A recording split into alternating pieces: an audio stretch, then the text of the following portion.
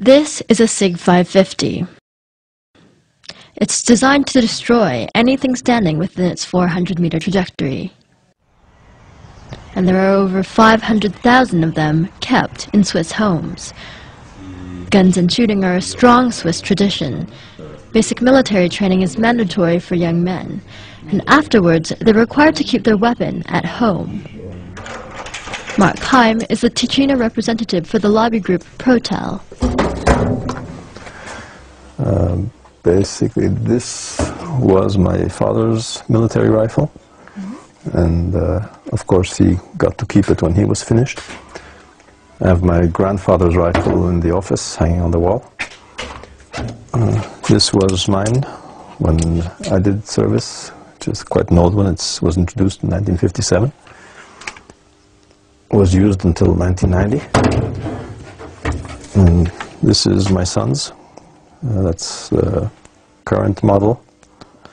That's what's being used today. That's what we'll be using to shoot the Feldschießen today. The Feldschießen, or Tiro Federale in Campagna as it's known in these parts, is an annual Swiss event, and it's also the largest shooting festival in the world. Roughly 200,000 people come out to target practice all across the country. Ammunition is provided by the government. Heim goes regularly to this range, and it's often a family affair. It was organized by the government to have a very high state of readiness for the Swiss military and population. The target has always been that within 24 to 48 hours, Switzerland could mobilize a pretty large army, I mean, even by European standards.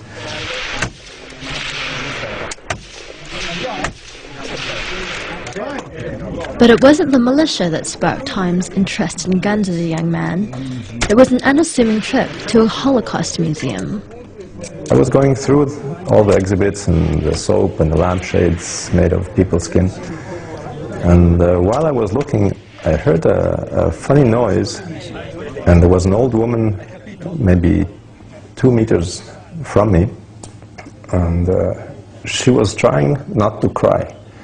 She was sort of sobbing very quietly. She was holding it back. If she had been a few meters further away, I wouldn't have heard her. And she obviously had gone through that. That's when the whole impact of it hit me. And I promised myself I would never be in her situation.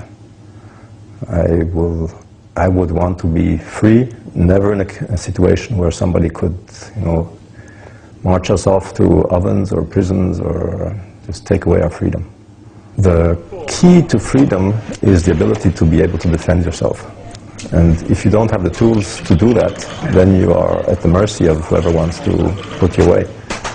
And the tools for that are